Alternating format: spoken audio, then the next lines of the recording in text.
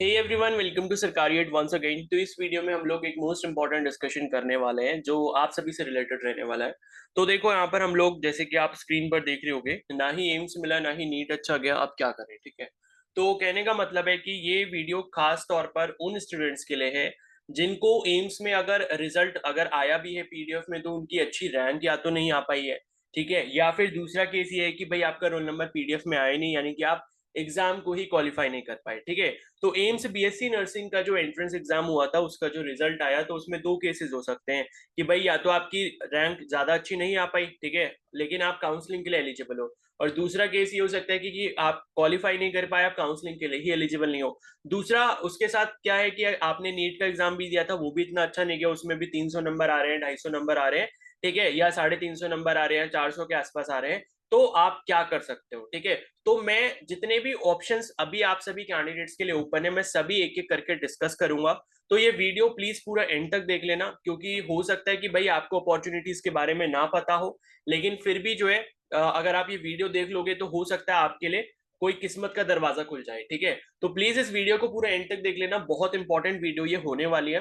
Because इसमें वही सारे कैंडिडेट्स टारगेट हैं कि भाई जिनका अभी तक कुछ नहीं हो पाया और आगे अभी के बेसिस पर अभी आगे कुछ उनको दिखाई नहीं दे रहा कि भाई आगे क्या करना चाहिए, तो उनके लिए मैं कंप्लीट डिस्कशन यहाँ पर करूंगा। तो जो भी अभी ऑप्शंस आपके खुले हुए हैं, जिनके एप्लीकेशन फॉर्म्स अभी ओपन है या कहाँ कहाँ पर आप अप्लाई कर सकते हो, ठीक है, या कुछ ऐसे एग्जाम्स हैं जो आप दे सकते हो जिसमें आप अगर थोड़ी मेहनत कर लो तो आपके चांसेस अच्छे बन सकते हैं कि एक अच्छा रेपुटेड गवर्नमेंट कॉलेज आपको मिल जाए, कोई अच्छा ठीक ठाक सा कोर्स वहां से आप कर लो। तो काफी सारी चीजें हम लोग इस वीडियो में डिस्कस करेंगे। ठीक है, तो वीडियो को प्लीज पूरा एंड तक देखना। और जितने भी कैंडिडेट्स इस चैनल पर नए हैं तो वो चैनल को जो है जरूर से सब्सक्राइब कर लें और बेल आइकन को भी प्रेस कर लें, बिकॉज जितनी भी अपॉर्चुनिटीज मेरे सब्सक्राइबर्स के लिए होती हैं तो वो मैं टाइम टू टाइम लेकर यहाँ पर आता रहता हूँ। ठीक है ना, तो अब देखो यहाँ पर क्या है, मैं आपको एक चीज बता दूं कि पहले तो हम यही मान के चल रहे हैं कि भाई अभी आपके हाथ में कुछ है नहीं। ठीक है, मतलब ये है कि अभी आपके हाथ में कोई खास अपॉर्चुनिटी नहीं है, और अगर है भी तो बहुत अच्छी बात है। तो बाकी अपॉर्चुनिटीज को देखकर आप उनको बैकअप प्लान में रख सकते हो, क्योंकि देखो कई बार हमारी किस्मत बहुत अच्छी होती है, जहां पर हमारे चांसेस नहीं भी होते वहां पर भी हमको सिलेक्शन मिल जाता है।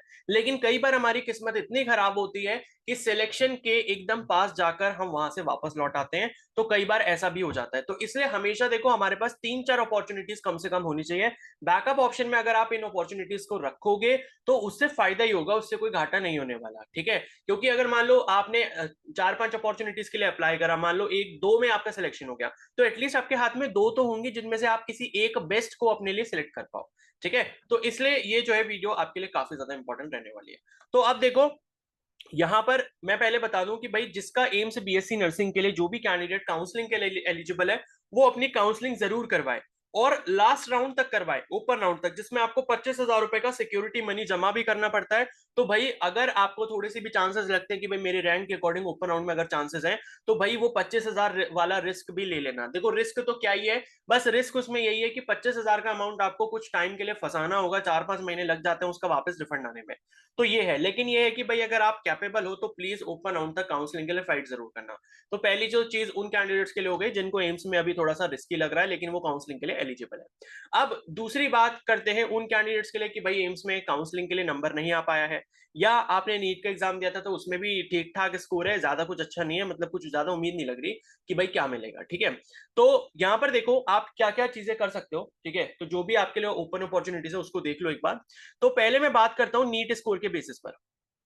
ठीक है, अब देखो जहां तक है अभी आज भी मैंने मॉर्निंग में न्यूज देखी है कि उसमें जो है हमारे एजुकेशन मिनिस्टर ने साफ साफ ये बोल दिया है कि भाई सभी बच्चों का रीनीट नहीं होगा, और जितने भी वो 1563 बच्चे थे, 1563 कैंडिडेट्स थे जिनको ग्रेस मार्क्स दिया गया था, उनका रीनीट तो होना है, क्योंकि उनका एडमिट कार्ड कल आ चुका है, कल मैंने वीडियो भी अपलोड करी थी। तो 23 जून को उनका तो रीनीट होगा। बाकी सारे बच्चे यही मान के चलें कि जो उनका नीट स्कोर है वही उनका नीट स्कोर अब फाइनल रहने वाला है। ठीक है, तो अब कोई भी ऐसी उम्मीद नहीं है कि भाई सारे बच्चों का पेपर कैंसिल हो जाएगा और सभी दोबारा से पेपर देंगे, ऐसी कोई भी उम्मीद नहीं है। तो जो अभी आपके हाथ में है उसके बेसिस पर देखो कि आप क्या कर सकते हो।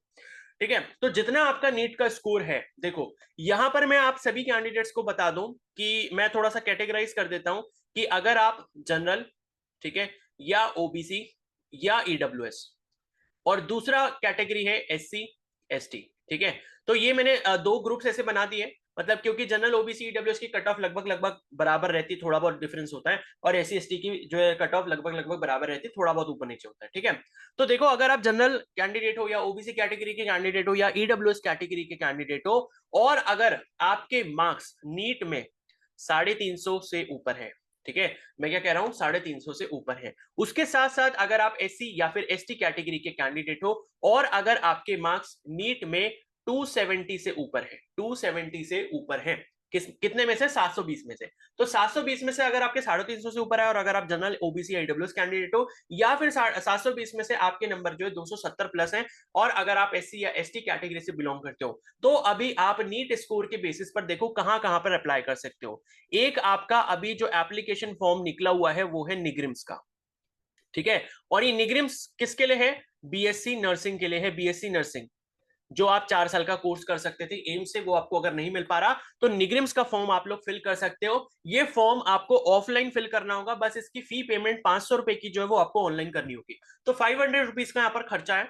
और बाकी आप जो ऑफलाइन फॉर्म फिल करोगे प्रिंट आउट निकाल के, उसको आपने स्पीड पोस्ट के माध्यम से भेजना होगा इनके एड्रेस पे, स्पीड पोस्ट करना होगा। अब स्पीड पोस्ट करने में खर्चा देखो 150 से 200 या 100 से 200 रुपए के बीच में लगेगा, वो डिपेंड करेगा कि भाई ये निग्रिम्स आपके घर से या आपके शहर से कितना दूर है। अब ये निग्रिम्स है कहां पर, ये है आपका शिलोंग में, शिलोंग मेघालय, मेघालय स्टेट आपने सुनी होगी, नॉर्थ ईस्ट पार्ट में है, नॉर्थ ईस्टर्न इंडिया में हमारे, तो वहीं पर जो मेघालय है वहां पर जो शिलोंग प्लेस है, बहुत अच्छी जगह है, ठीक है। तो शिलोंग में ये आपका कॉलेज है निग्रिम्स करके, यहाँ पर एमबीबीएस की पढ़ाई भी होती है, तो एमबीबीएस के लिए आपका वही नीट स्कोर चलता है, लेकिन वो आपकी कट ऑफ उसकी तो काफी ऊपर जाएगी, लेकिन यहाँ पर आपका बीएससी नर्सिंग भी होता है, और ये जो है नेहरू यानी कि नॉर्थ ईस्टर्न हिल यूनिवर्सिटी से एफिलेटेड है, और 100% ये एक गवर्नमेंट इंस्टीट्यूट है।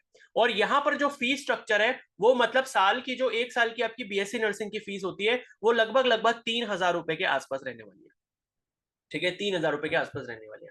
अब यहां पर अगर आपको अप्लाई करना है, फॉर्म कैसे भरना है, कौन सी वेबसाइट पे जाना है, स्पीड पोस्ट किस एड्रेस पे करना है, फी पेमेंट कैसे करनी है, कौन से डॉक्यूमेंट्स को एप्लीकेशन फॉर्म के साथ अटैच करके भेजना है, ये सारी डिटेल्स मैंने आपको एक कंप्लीट वीडियो में बता रखी है। वो वीडियो का लिंक जो है मैं आपको कमेंट सेक्शन में प्रोवाइड कर दूंगा, तो आप उस वीडियो को एक बार देख लेना। और इसके साथ साथ अगर आपको निग्रिम्स के बारे में कंप्लीट इंफॉर्मेशन चाहिए कि कितनी टोटल सीटें हैं, क्या एलिजिबिलिटी रहती है, और क्या इनका फीस स्ट्रक्चर है, ठीक है, और ये सारी जितनी भी चीजें अगर आपको वो देखनी है एक बार, क्योंकि अप्लाई करने से पहले भाई कॉलेज के बारे में सारी डिटेल्स आपको जानने का हक है, तो वो भी अगर आपको देखनी है तो उसका लिंक भी मैं आपको कमेंट सेक्शन में प्रोवाइड कर दूंगा, तो दोनों लिंक मैं आपको कमेंट सेक्शन में प्रोवाइड कर दूंगा, उस अपॉर्चुनिटी को बिल्कुल भी मिस ना करें।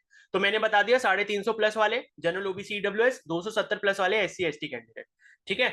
तो इसमें चांसेस हैं, अगर आप 350 से ऊपर स्कोर कर रहे हो तो आपके चांसेस बन सकते हैं, क्योंकि देखो एप्लीकेशन फॉर्म भरने का यहाँ निग्रिम्स में प्रोसेस थोड़ा सा कॉम्प्लेक्स है। जो बच्चे अवॉइड करते हैं कि भाई इतना कौन करेगा, मैं प्रिंट आउट कराऊं फिर उसके बाद भेजूं, स्पीड पोस्ट करूं, डॉक्यूमेंट निकालूं, ये करूं वो करूं, इतना हर कोई नहीं करता। तो भाई अगर थोड़ा सा टीडियस टास्क आप कर पाते हो, इतना जो है कैपेबल अगर आप हो, तो भाई इसे जरूर करो, क्योंकि किस्मत का कोई भरोसा नहीं है कि भाई आपका कम से कम नंबर पे आपको यहाँ सीट मिल जाए, और सीट मिल गई तो भाई एक ये सेंट्रल लेवल का इंस्टीट्यूट है, जिस तरीके से आपका एम्स दिल्ली है, जिस तरीके से आपका जिपमर है, जिस तरीके से आपका पीजीआई चंडीगढ़ है, उसी तरीके से आपका निग्रिम्स भी है जो कि नॉर्थ ईस्टर्न इंडिया में, तो बहुत अच्छा है, ठीक है। तो ये है कि भाई अब जो भी कैंडिडेट्स ये सोचते हैं कि मेरे घर से बहुत दूर है, तो भाई ये सब बहाने छोड़ो, ठीक है, घर से थोड़ा बाहर तो निकलना ही पड़ेगा, थोड़े अपने इमोशनल अटैचमेंट को थोड़ा कम करना पड़ेगा, क्योंकि अगर अच्छा करियर बनाना है तो कुछ तो सेक्रीफाइस करना पड़ेगा, ठीक है। तो निग्रिम्स का फॉर्म आप लोग जरूर भर लें। अब इसके बाद बाकी जो अपॉर्चुनिटीज है वो हम एक एक करके डिस्कस करेंगे, तो पहला तो ये कर लो। और एक चीज मैं बता दूं कि इसको मतलब इन्होंने जो बोला है कि भाई आप जो एप्लीकेशन फॉर्म हमारे यहाँ भेजोगे हमारे एड्रेस पे, वो 5 जुलाई 2024 से पहले पहले पहुंच जाना चाहिए, ठीक है। यानी कि 5 जुलाई इसकी लास्ट डेट नहीं है, लास्ट डेट तो आप मान के चलो कि 28-29 जून ही है, क्योंकि एक हफ्ता कम से कम लग भी जाएगा, अगर आपका घर ज्यादा दूर है शिलोंग से, तो वहां पर एक हफ्ता आप मान के चलो कि लग सकता है आपका ऑर्डर या जो पार्सल है वहां पर पहुंचने में, जो आपका पोस्ट है। तो इसीलिए मैं बोल रहा हूं इस एप्लीकेशन फॉर्म को आप किसी भी हाल में 28 जून तक फिल कर लें, सो दैट कि जो आप स्पीड पोस्ट करोगे वो 5 जुलाई से पहले पहले पहुंच जाए, नहीं पहुंचेगा तो आपका फॉर्म एक्सेप्ट नहीं होगा, ठीक है। तो इस चीज को ध्यान रखना। अब एक चीज मैं और आपको बता देता हूं कि भाई अगर आप, जैसे मैंने आपको ये एक अपॉर्चुनिटी बताई, ऐसी काफी सारी अपॉर्चुनिटीज है जो मैं अभी आगे डिस्कस भी करूंगा, लेकिन उसके बाद भी अगर आप मेरे से पर्सनल गाइडेंस लेना चाहते हैं, ठीक है, क्या लेना चाहते हैं, पर्सनल गाइडेंस या पर्सनल मेंटरशिप लेना चाहते हैं, किस चीज के लिए? कि भाई आपका एम्स में भी नहीं हो पाया, या आपका नीट में भी कम स्कोर है, ठीक है, या आपका नीट में ठीक ठाक स्कोर है, अच्छा स्कोर है, तो उसके बेसिस पर आपके लिए बेस्ट अपॉर्चुनिटीज क्या क्या है, या आपके पास अभी कुछ भी नहीं है, तो आप क्या क्या चीजें कर सकते हो। अगर आप अपने पर्सनल पर्सपेक्टिव से ये चीज मेरे से डायरेक्टली पूछना चाहते हो, मेरी गाइडेंस इस चीज के लिए लेना चाहते हो, तो मैं आपको सजेस्ट करूंगा कि आप मेरा मेंटरशिप बैच जो है वो ज्वाइन कर ले। ठीक है, ये एक मेंटरशिप बैच या मेंटरशिप ग्रुप बोलो, ये एक प्राइवेट टेलीग्राम ग्रुप है। इसका जो चार्ज है वो ₹297 है, ओनली ₹297।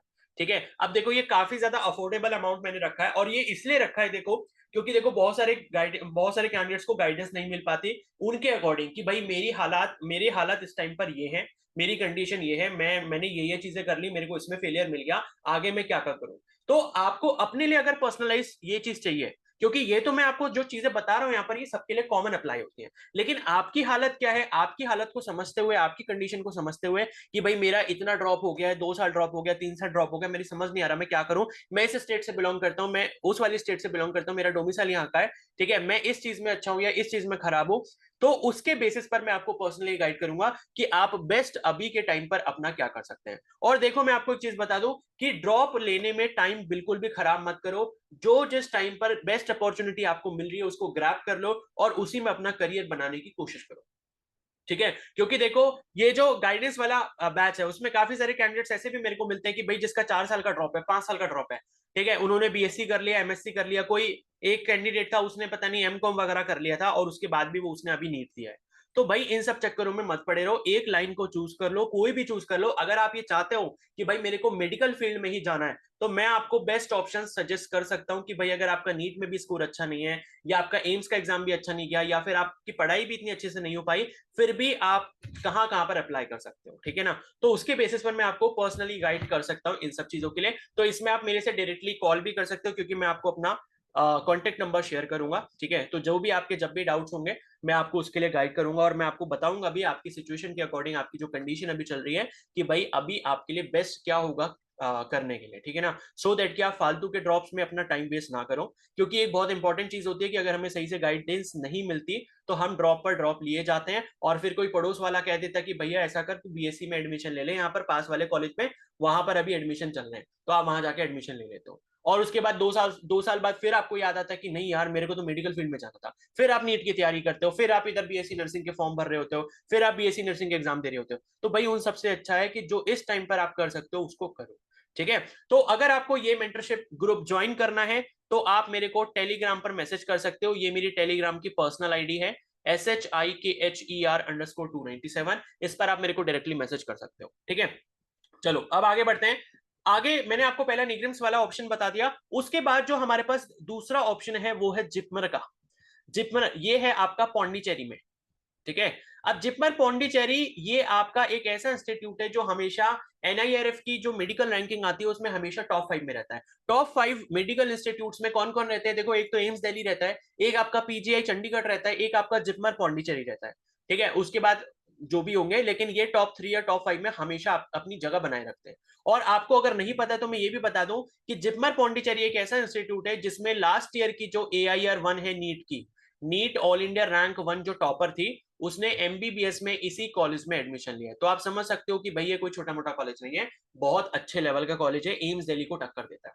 तो यहां पर भी जो आपके बीएससी नर्सिंग में एडमिशन होता है, किसमें? बीएससी नर्सिंग कोर्स में, और इसके साथ साथ बीएससी पैरामेडिकल कोर्स में, इन दोनों ही कोर्सेज में। और पैरामेडिकल में बहुत सारे कोर्सेज होते हैं। अब देखो अगर किसी को पैरामेडिकल का मतलब नहीं समझ आता तो मैं थोड़ा सा ब्रीफ में बता देता हूँ। पैरामेडिकल का मतलब ये होता है कि जैसे देखो एक डॉक्टर होता है, डॉक्टर के नीचे कौन काम करता है? नर्सिंग स्टाफ काम करता है। अब डॉक्टर जैसे अगर कोई पेशेंट आया तो पेशेंट कहता है कि भाई मेरे को ये हो गया, मेरे को बुखार हो गया, वॉमिटिंग हो रही है, लूज मोशन हो रहे हैं, डायरिया हो रहा है, ये सब हो रहा है, तो डॉक्टर क्या कहता है कि भाई ऐसा करो आप ये टेस्ट करवा के ले आओ, ठीक है। उसको कहां पर भेजता है? पैथोलॉजी लैब पे भेजता है कि भाई ब्लड टेस्ट करा लो, या फिर अगर कोई आपको यूरिन इन्फेक्शन है या कुछ भी ऐसा लग रहा है कि यूरिन में जलन हो रही है तो बोलता है कि भाई यूरिन टेस्ट करवा लो, ठीक है। तो ये जितनी भी चीजें होती हैं जो कि डायग्नोसिस में हेल्प करती हैं, पेशेंट के बीमारियों को पता लगाने के लिए हेल्प करती है, उन चीजों को जो प्रोसेस जो वो लोग करते हैं उसी को हम पैरामेडिकल स्टाफ कहते हैं। जैसे एक्सरे करना, अल्ट्रासाउंड करना, ठीक है, ब्लड टेस्ट करना, ठीक है, और बॉडी के जितने भी फ्लूइड्स है उनका टेस्ट करना, ठीक है। तो ये सब टेस्टिंग वगैरह से रिलेटेड जितनी भी चीजें होती हैं वो बीएससी पैरामेडिकल के अंदर आती है। तो इसका भी काफी अच्छा स्कोप है अगर आप एक रेपुटेड इंस्टीट्यूट से इसको करते हो।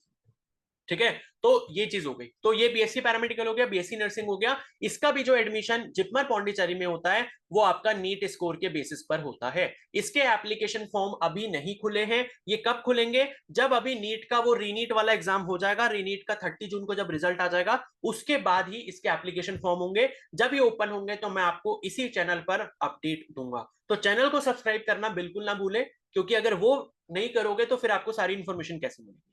ठीक है, तो यहां पर भी क्राइटेरिया वही सेम है कि भाई आपके 350 से ऊपर नंबर है, जनरल ओबीसी ईडब्ल्यूएस कैंडिडेट हो। एससी एसटी के केस में अगर 270 से ऊपर नंबर है तो आप जिपमर में भी जरूर अप्लाई करें। ठीक है, और देखो मैंने बता दिया कि मैं ये सब चीजें नहीं सोच रहा कि आप घर से दूर जा सकते हो नहीं जा सकते हो, वो आपका खुद का अपना ओपिनियन है। बट मैं यही सोच के चल रहा हूं कि भाई अगर आपके पास अपॉर्चुनिटी नहीं है तो जहां बेस्ट अपॉर्चुनिटी मिले, ठीक है, हाथ आगे बढ़ा लो, तो पीछे मत रहना। ठीक है, तो जिपमर पौंडीचेरी आपकी दूसरी अपॉर्चुनिटी होगी। इसके अलावा तीसरी जो अपॉर्चुनिटी है वो यहां पर है एमएनएस की।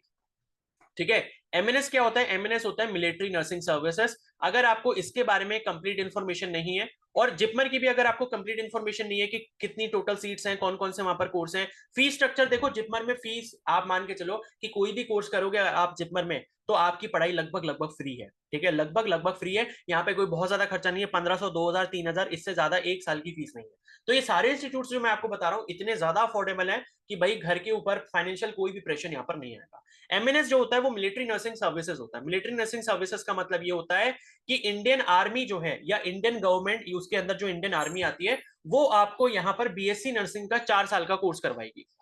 ठीक है, बीएससी नर्सिंग का आपको जो है 4 साल का कोर्स वो करवाएगी, और करवाने के बाद आपको आर्मी में सीधे ल्यूटेनेंट बना देगी। ल्यूटेनेंट या लेफ्टिनेंट जो भी आप प्रोनाउंस करते हो, ये एक ऑफिसर रैंक होती है, ये आपको बना दिया जाएगा। ठीक है, तो ये तो आप बन ही जाओगे, उसके साथ साथ क्या बन जाओगे? आप एक नर्सिंग ऑफिसर बन जाओगे। तो देखो एक तीर से दो निशाने अगर आपको मारने हैं, आपको नर्सिंग ऑफिसर भी बनना है, क्योंकि बीएससी नर्सिंग करने के बाद हर एक कैंडिडेट का ड्रीम होता है कि वो एक नर्सिंग ऑफिसर बने, चाहे वो एम्स का नॉर्सेट एग्जाम दे या फिर किसी और का नर्सिंग ऑफिसर का एग्जाम दे, उसको बनना नर्सिंग ऑफिसर ही होता है जब वो बीएससी नर्सिंग कंप्लीट कर लेता है। तो एमएनएस अगर आप कर लेते हो तो यहां पर आपकी जॉब की सिक्योरिटी भी हो जाती है, आपको आगे की करियर की टेंशन भी लेने की जरूरत नहीं है। 4 साल का अगर आप बीएससी नर्सिंग का कोर्स करते हो, और यहाँ पर पढ़ाई बिल्कुल मुफ्त होती है, बिल्कुल फ्री होती है, आपसे 1 रुपए का खर्चा नहीं लिया जाता। ठीक है, यहां तक कि खाने का खर्चा भी नहीं होता है, मुश्किल से 200-250 रुपए का खर्चा होता है, वो मंथली आपको देना होता है, वो ना के बराबर है। ठीक है, तो खाना पीना रहना पढ़ाई सब कुछ यहाँ पर फ्री, क्योंकि इंडियन गवर्नमेंट इसका खर्चा आपको देती है। लेफ्टिनेंट आप 4 साल के बाद या ल्यूटिनेंट आप 4 साल के बाद बन जाते हो, और एक आप नर्सिंग ऑफिसर भी बन जाते हो। तो मेडिकल फील्ड की भी आपको एक रैंक मिल गई और आर्मी ऑफिसर की भी आपको एक रैंक मिल गई, और ये सिर्फ फीमेल कैंडिडेट्स के लिए, ये चीज आप ध्यान रखना, ये सिर्फ फीमेल कैंडिडेट्स के लिए। लेकिन यहां पर नीट स्कोर थोड़ा अच्छा चाहिए होता है, और यहां पर देखो कैटेगरी का कोई भी रिजर्वेशन नहीं रहता कि एससी एसटी की कट ऑफ कम जाती है या ओबीसी की कम जाती है, जनरल की ज्यादा जाती है या ईडब्ल्यूएस की कम जाती है, ऐसा कोई भी चक्कर नहीं रहता। तो यहां पर रिजर्वेशन जैसा सीन आपको नहीं दिखेगा। आपका जो भी नीट स्कोर है, जो भी कैंडिडेट है, भले वो एससी कैटेगरी का हो या एसटी कैटेगरी का हो या ओबीसी से हो या जनरल से हो, सबको एक ही मतलब एक ही जो है तराजू में तोला जाएगा, और उसके बाद जो है वो मेरिट लिस्ट आती है। ठीक है, मेरिट लिस्ट बनती है आपके स्कोर के बेसिस पे। तो ऐसा नहीं होता कि भाई जो जिनको रिजर्वेशन मिला है कैटेगरीज में उनकी कट ऑफ कम जाएगी, जितनी जनरल की कट ऑफ जा रही है उतनी एसएसटी की भी जाएगी, उतनी ओबीसी की भी जाएगी, वो डिपेंड करता है आपके नीट के मार्क्स पर। अब यहां पर देखो अप्लाई करने का प्रोसेस नीट के स्कोर के बेसिस पर ही है। ठीक है, 2 साल पहले तक इसका खुद का एंट्रेंस एग्जाम होता था, लेकिन उसके बाद इसको क्या कर दिया गया, नीट से मर्ज कर दिया गया। तो नीट में जो आपका स्कोर आया है उसके बेसिस पर आपकी पहले क्या होती है, शॉर्टलिस्टिंग होती है। जिन कैंडिडेट्स की शॉर्टलिस्टिंग होगी उनको एक इंटरव्यू और मेडिकल प्रोसेस से गुजरना पड़ता है, जो कि 3 से 5 दिन के बीच का होता है। तो इंटरव्यू और मेडिकल प्रोसेस जो क्लियर कर लेता है, उसके बाद फाइनल मेरिट लिस्ट में अगर आपका नाम आ जाता है, फाइनल मेरिट लिस्ट में अगर आपका नाम आ जाता है तो आप जो है एकेडमी में जाओगे। इसकी जो टोटल सीट्स हैं वो 220 सीटें हैं, और इसके इंडिया में आई थिंक 5 या 6 टोटल कॉलेजेस हैं, जिसमें आपका एक बेस्ट इंस्टीट्यूट भी आता है जिसका नाम है एएफएमसी पुणे, जो बहुत सारे बच्चों का ड्रीम होता है वहां से एमबीबीएस करने का। ठीक है, तो कोई बात नहीं भाई, अगर एएफएमसी पुणे से एमबीबीएस नहीं कर सकते तो नर्सिंग भी कर लोगे तो क्या बात है। ठीक है ना, तो वहां पर सेम माहौल तो वही मिलेगा ना, एएफएमसी पुणे नाम तो वही कॉलेज का रहेगा। तो अगर आप बीएससी नर्सिंग में कर लेते हो तो भी आप एक अफसर ही बनोगे, वहां पर एक ऑफिसर बनोगे। तो एमबीबीएस करने के बाद भी वो लोग भी लेफ्टिनेंट ही बनते हैं, और आप लोग भी जो है यही बनोगे, मतलब लेफ्टिनेंट ही बनोगे, लेकिन आप बीएससी नर्सिंग करने के बाद बनोगे। तो एएफएमसी जाने का अगर किसी का सपना है तो इससे अच्छी कोई अपॉर्चुनिटी नहीं है। और मैं यहाँ पर आपको बता दूं कि अगर आपको फाइनल मेरिट तक पहुंचना है तो आपका नीट में स्कोर जो है 500 से ऊपर ऊपर होना चाहिए। तो 500 से ऊपर मैं एक थोड़ा सा सेफ रेंज मानता हूं। 500 से कम में भी आपका सिलेक्शन हो सकता है, ऐसा कुछ नहीं है, लेकिन 500 से कम में मेरे को थोड़े कम चांसेस लगते हैं मेरिट इन होने के। लेकिन 500 से ऊपर है तो सेफ जोन में जाने का आपका रास्ता थोड़ा साफ और हो जाता है, ठीक है। और जिसके अगर 550 से ऊपर है तो भाई उसको तो मैं कहता हूं कि भाई वो आराम से मेरिट इन हो जाएगा, बस उसका इंटरव्यू और मेडिकल प्रोसेस अच्छे से क्लियर हो जाए, ठीक है। तो इसके लिए अगर आपको कंप्लीट एमएनएस के लिए अगर कंप्लीट इन्फॉर्मेशन चाहिए तो मैं कमेंट सेक्शन में वीडियो का लिंक दे दूंगा, उसको जाकर देख लेना। और अभी मैं अपने बैच में, मेरा एक दूसरा बैच है जो कि एमएनएस गाइडेंस बैच है, उसमें मैं एमएनएस की तैयारी भी करवा रहा हूँ इंटरव्यू की। तो इंटरव्यू की अगर आपको प्रिपरेशन करनी है तो उस बैच को अगर आपने ज्वाइन करना है तो वो भी कर सकते हो। प्रीवियस जितने लेक्चर्स में उसकी रिकॉर्डिंग आपको मिल जाएगी। बाकी मैं बीच बीच में लाइव सेशंस लेता हूँ, उसके 3-4 दिन में एक बार सेशन लेता हूँ, आपको इंटरव्यू के क्वेश्चन से रिलेटेड प्रैक्टिस करवाता हूँ, ठीक है। जो जो क्वेश्चन वहां पर पूछे जा सकते हैं। तो अगर आपको उस बैच में एनरोल होना हो तो उसकी कंप्लीट इन्फॉर्मेशन भी आपको एक नीचे दी गई वीडियो में मिल जाएगी। उसका जो चार्ज है वो ₹499 है, ठीक है। तो उसमें मैंने उनको कमिटमेंट दिया है कि भाई मैं आपको 10 से 15 सेशंस दूंगा जिसमें मैं आपको इंटरव्यू से रिलेटेड हर चीज आपको प्रैक्टिस करवाऊंगा। जिस तरीके से इंटरव्यू में आपके क्वेश्चंस पूछे जा सकते हैं, मेडिकल प्रोसेस आपका किस तरीके से होता है, उसमें किस किस चीज का आपको ध्यान रखना है, तो ये सारी चीजें। और यहाँ पर एक चीज ध्यान रखना कि यहाँ पर आपको मिनिमम हाइट जो है, आपकी जो हाइट है वो मिनिमम 152 सेंटीमीटर होनी चाहिए, ठीक है। और अगर किसी को चश्मा लगा हुआ है, ठीक है, स्पेक्स लगे हुए हैं, तो तब भी कोई दिक्कत की बात नहीं है। यहाँ पर -4 से लेके +4 तक आप एलिजिबल हो, यानी कि आपके चश्मे का नंबर अगर -4.0 है या +4.0 तक है तो आप यहाँ पर एलिजिबल हो। तो चश्मा किसी का बहुत भारी भी हो तब भी कोई दिक्कत नहीं है, क्योंकि -4 +4 का मतलब है कि भाई बिल्कुल ही बहुत ही कम दिखाई दे रहा है, ठीक है। तो हल्का फुल्का किसी का चश्मा लगा है -1 -1.52 तो कोई दिक्कत नहीं है, यहाँ पर मेडिकल में आई से रिलेटेड आपको कोई भी दिक्कत नहीं आएगी, ठीक है। तो 500 प्लस इसके नंबर है उसको मैं बोलता हूं कि भाई यहाँ अप्लाई करना चाहिए। बाकी 470 460 अगर है तब भी आप अप्लाई कर सकते हो अगर आपका थोड़ा सा भी मन है इसमें अप्लाई करने का, क्योंकि मैंने बोला कि भाई मेरिट लिस्ट के बारे में आप कुछ नहीं कह सकते कि वो 470 भी जा सकती है, 460 भी जा सकती है, कुछ नहीं कह सकते। बट 500 प्लस मैंने इसलिए बोला क्योंकि मुझे ये एक सेफ रेंज लगती है। पिछले 2 साल के 2 साल के जो वो आंकड़े देख रहे हैं हम, 2 साल का जो डेटा हम देख रहे हैं कि भाई इतने इतना इतना जो है 500 से ऊपर लगभग लगभग सभी का सिलेक्शन हो जाता है, ठीक है। तो उसके बेसिस में मैंने आपको बताया। तो ये आपकी जो है दूसरी अपॉर्चुनिटी, तीसरी अपॉर्चुनिटी हो गई, ठीक है। इसके बाद एमएनएस के बाद क्या है, अगर आपका नीट स्कोर के बेसिस पर ये सब हो गया, इसके बाद अगला जो है वो है नीट स्कोर के बेसिस पर आपकी एमसीसी की काउंसलिंग, ठीक है। ये है एमसीसी की काउंसलिंग। एमसीसी यानी कि medical committee, sorry medical counselling committee, ठीक है।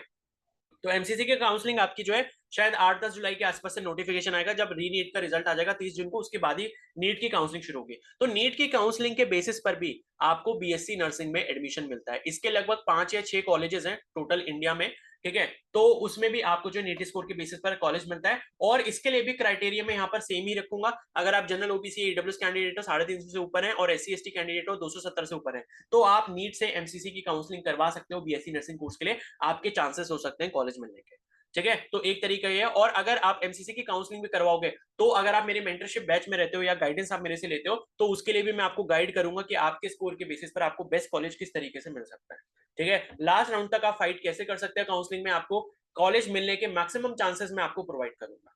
तो ये है कि मेंटरशिप बैच में अगर आप रहते हो तो उसके लिए आपको ये वाला बेनिफिट भी मिल जाएगा। तो जितने भी आपके एग्जाम्स होते हैं बीएससी नर्सिंग, बीएससी पैरामेडिकल के, सभी में मैं आपको हेल्प करूंगा। ऐसा नहीं है कि वो सिर्फ आपके नीट के स्कोर के लिए है या फिर किसी एक एग्जाम के लिए, सभी में मैं आपको गाइडेंस दूंगा जब तक आपका इस साल सिलेक्शन नहीं हो पाएगा, ठीक है। उसके बाद एमसीसी की काउंसलिंग हो गई। इसके बाद नीट स्कोर के देखो लगभग लगभग सारी चीजें मैंने खत्म कर ली है। बाकी अगर किसी स्टेट में, अगर किसी जगह पर किसी स्टेट में नीट के थ्रू बीएससी नर्सिंग वगैरह हो रहा है तो वो किसी पर्टिकुलर स्टेट के कैंडिडेट्स के लिए होगा, वो फिर ऑल इंडिया के लिए नहीं होगा, क्योंकि ये जितनी अपॉर्चुनिटीज बताई ये सभी इंडिया के कैंडिडेट्स के लिए, यानी कि आप किसी भी स्टेट से बिलोंग करते हो यहाँ पर आपको मौका दिया जाएगा। इसके बाद अब हम बात करते हैं कुछ स्टेट वाइज चीजों की, या पहले एक और चीज बात कर लेते हैं। एक और एग्जाम है जो कि सभी इंडियन कैंडिडेट्स के लिए ओपन है, अगर आप किसी भी स्टेट से बिलोंग करते हो कोई फर्क नहीं पड़ता। तो यहां पर हमारा एक इंस्टीट्यूट है जिसका नाम है पीजीआई चंडीगढ़, ठीक है, पीजीआई चंडीगढ़। तो पीजीआई चंडीगढ़ मैंने आपको बताया ये भी हमेशा टॉप 5 में रहता है। जैसे एम्स दिल्ली रहता है, जितमन पौंडीचेरी रहता है, वैसे पीजीआई चंडीगढ़ भी टॉप 5 में अपनी जगह बना के रखता है हर साल। तो पीजीआई चंडीगढ़ भी एक बहुत अच्छा रेपुटेड इंस्टीट्यूट है। और इसके जो बीएससी नर्सिंग और बीएससी पैरामेडिकल, यहां पर जो बीएससी नर्सिंग और बीएससी पैरामेडिकल कोर्सेज होते हैं इसके रजिस्ट्रेशन सभी चालू हैं, इसके फॉर्म अभी निकले हुए हैं। तो अगर आपको ऐसा लगता है कि भाई मैं नीट में ज्यादा मेहनत नहीं कर पाया ठीक है, मेरा एम्स बीएससी नर्सिंग का एग्जाम अच्छा नहीं हुआ, मैं उसमें ज्यादा मेहनत नहीं कर पाया, लेकिन अगर मेरे को एक और मौका दिया जाए तो मैं अपनी कमियों को सुधार के कहीं और अच्छा परफॉर्म करूंगा, जिससे मेरे को नेक्स्ट जगह पर कॉलेज मिल जाएगा। तो उन सभी कैंडिडेट्स के लिए यहाँ से बीएससी नर्सिंग और पैरामेडिकल का एंट्रेंस एग्जाम देने के लिए सबसे अच्छी अपॉर्चुनिटी है। तो पीजीआई चंडीगढ़ में भी मैं आपको बता दूं, यहाँ पर फीस स्ट्रक्चर बीएससी नर्सिंग और पैरामेडिकल का एक साल का लगभग 1,000 रुपए है। तो फीस आप मान के चलो, जितनी भी मैंने आपको ये बताया, एमसीसी की जो काउंसलिंग में आते हैं जो बीएससी नर्सिंग के कॉलेज, वहां फीस स्ट्रक्चर थोड़ा ऊपर रहता है, ठीक है, वहां सस्ता नहीं है। लेकिन बाकी जितने इंस्टीट्यूट बताए इंक्लूडिंग पीजीआई चंडीगढ़, यहाँ पर लगभग लगभग पढ़ाई आपकी फ्री रहने वाली है। ठीक है, तो पढ़ाई का खर्चा देखो बिल्कुल यहाँ पर नहीं आने वाला। बस यहाँ पर क्या आपको एंट्रेंस एग्जाम में मेहनत करनी है, उसको आपने उसकी कट ऑफ को क्लियर करना है। तो बीएससी नर्सिंग और बीएससी पैरामेडिकल का अगर आप फॉर्म फिल करना चाहते हो पीजीआई चंडीगढ़ का, या इसके बारे में डिटेल्ड इन्फॉर्मेशन चाहते हो, तो कमेंट सेक्शन में मैं इसकी वीडियोस का लिंक दे दूंगा, वहां से जाके आप इसको चेकआउट कर लेना। ठीक है, तो ये आपके लिए एक और अपॉर्चुनिटी हो गई, ये भी सभी ऑल इंडिया के कैंडिडेट्स के लिए। इसके अलावा चंडीगढ़ में ही एक और इंस्टीट्यूट है जिसका नाम है जीएमसीएच चंडीगढ़। ठीक है, जीएमसीएच चंडीगढ़ का मतलब है government medical college and hospital Chandigarh. अब यहां पर देखो, ये जो है मतलब ये जो इंस्टीट्यूट है, यहां से भी आप बीएससी नर्सिंग कर सकते हो। ठीक है, यहां से भी आप 4 साल का बीएससी नर्सिंग कोर्स कर सकते हो। ये भी ऑल इंडिया के कैंडिडेट्स के लिए ओपन है, बट यहां पर थोड़ी सी दिक्कत यह है कि जो चंडीगढ़ यूनियन टेरिटरी के कैंडिडेट्स हैं, जिनके पास चंडीगढ़ का डोमिसाइल है, उनका 85% का रिजर्वेशन है। बाकी जो 15% यहां पर सीटें हैं, उनमें ऑल इंडिया के कैंडिडेट्स अप्लाई कर सकते हैं। तो भाई अगर आपको लगता है कि एक अच्छा कंपटीशन आप फाइट कर सकते हो, तो आप इस अपॉर्चुनिटी को अपने हाथ में रख सकते हो। बाकी जिनके पास चंडीगढ़ का डोमिसाइल है, वो तो जरूर करें, क्योंकि 85% सीटें सिर्फ चंडीगढ़ के कैंडिडेट्स के लिए रिजर्व है, तो कंपटीशन काफी कम हो जाता है। क्योंकि एक स्टेट या एक यूनियन टेरिटरी के कैंडिडेट्स के साथ कंपटीशन फाइट करना is comparatively very easy as compare to fighting competition with other candidates for from all over India. ठीक है, तो इस चीज को आप ध्यान रखो। तो ये हो गया। इसके बाद यहां पर अगर आप हिमाचल प्रदेश से बिलोंग करते हो, अगर आप हिमाचल प्रदेश स्टेट से बिलोंग करते हो, हिमाचल प्रदेश का डोमिसाइल अगर आपके पास है, तो यहां पर एएमआरयू का मतलब है अटल मेडिकल रिसर्च यूनिवर्सिटी, जो आपकी स्टेट मेडिकल यूनिवर्सिटी है, उसके एप्लीकेशन फॉर्म आ चुके हैं बीएससी नर्सिंग और बीएससी पैरामेडिकल के। ठीक है, बीएससी नर्सिंग, बीएससी पैरामेडिकल, और यहाँ पर एक और अच्छा कोर्स है जिसका नाम है बी फार्मा। लेकिन ये सिंपल वाला बी फार्मा नहीं है। ये कौन सा वाला बी फार्मा है? ये बी फार्मा है आयुर्वेदा में। तो आयुर्वेदा से बी फार्मा अगर आप करते हो तो उसका एक एक्स्ट्रा एज रहता है। कैसे रहता है? क्योंकि इसके एक तो इंडिया में कॉलेज काफी कम रहते हैं बी फार्मा आयुर्वेदा के। ठीक है, और ये है कि कई बार गवर्नमेंट वैकेंसीज अगर आती हैं, अगर आप थोड़ी बहुत मेहनत कर लेते हो, तो बी फार्मा आयुर्वेदा करने के बाद गवर्नमेंट जॉब आप थोड़ा आसानी से ले सकते हो, एज कंपेयर टू जो आपका सिंपल वाला बी फार्मा होता है, जो एलोपैथिक मेडिसिन में होता है। ठीक है, तो B pharma Ayurveda, BSc nursing और बीएससी पैरामेडिकल, इसमें सिर्फ हिमाचल के कैंडिडेट्स एलिजिबल हैं जिनके पास हिमाचल का डोमिसाइल है। तो ये हो गया। इसके बाद जो है नेक्स्ट अपॉर्चुनिटी जो मैं आपको यहाँ पर बताना चाहूंगा, ठीक है, वो है आपकी यूपी वाले कैंडिडेट्स के लिए। यूपी, यूपी यानी कि उत्तर प्रदेश। तो उत्तर प्रदेश से अगर आप बिलोंग करते हो, उत्तर प्रदेश में अभी जीएनएम के फॉर्म आ चुके हैं। जीएनएम क्या होता है? General nursing and midwifery. ये 3 साल का डिप्लोमा होता है नर्सिंग में। जैसे बीएससी नर्सिंग आपकी डिग्री कोर्स होती है 4 साल की नर्सिंग में, उसी तरीके से जीएनएम जो होता है वो 3 साल का कोर्स होता है नर्सिंग में। और मैं अपने कैंडिडेट्स को यही बोलता हूँ कि भाई बीएससी नर्सिंग करो या जीएनएम करो, कोई बहुत ज्यादा फर्क नहीं है। अगर आप एक जीएनएम का कैंडिडेट जाता है प्राइवेट हॉस्पिटल में जॉब लेने के लिए, और एक बीएससी नर्सिंग का कैंडिडेट जाता है जॉब लेने के लिए प्राइवेट हॉस्पिटल में, तो उनकी सैलरी में भी कोई बहुत ज्यादा इनिशियली डिफरेंस नहीं रहता। अगर जीएनएम वाले कैंडिडेट को वो 12,000 दे रहे होंगे, तो वो बीएससी नर्सिंग वाले को हो सकता है 15 या 16,000 दे रहे होंगे। तो ऐसा है कि बहुत ज्यादा डिफरेंस नहीं रहता। और अगर आपका सपना आगे नर्सिंग ऑफिसर बनने का है, आप ये चाहते हो कि मेरा नर्सिंग खत्म होने के बाद मेरे को नर्सिंग ऑफिसर ही बनना है, मेरे को नर्सिंग ऑफिसर एग्जाम की तैयारी करनी है, तो अगर आप जीएनएम करते हो तो जीएनएम वाले कैंडिडेट भी नर्सिंग ऑफिसर बनने के लिए कंप्लीटली एलिजिबल होते हैं। बस डिफरेंस ये रहता है कि बीएससी नर्सिंग के जो कैंडिडेट होते हैं वो 4 साल के बाद तुरंत जो है बीएससी नर्सिंग का वो नर्सिंग ऑफिसर का जो फॉर्म है वो अप्लाई कर सकते हैं।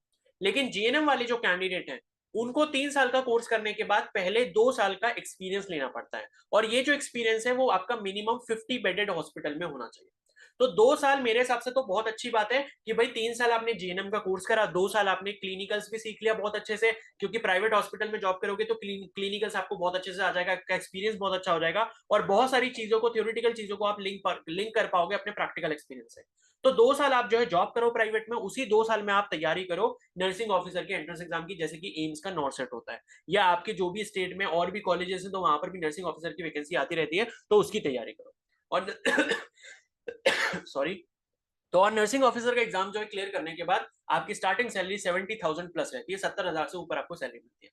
तो ये जीएनएम जो है वो आप कर सकते हो, और यहां पर आपको कोई भी एंट्रेंस एग्जाम नहीं देना होगा, ठीक है। इसका सिलेक्शन कैसे होता है? इसका सिलेक्शन होता है आपकी 10th और 12th की परसेंटेज के बेसिस पर, डायरेक्ट सिलेक्शन है, ठीक है। और यहां पर जो है यूपी वाले कैंडिडेट सारे अप्लाई कर सकते हैं, अदर स्टेट वाले भी शायद कर सकते हैं, एक बार नोटिफिकेशन ढंग से चेक कर लेना, मैंने इतना डिटेल में अभी नहीं देखा, अदर स्टेट वाले भी शायद हैं।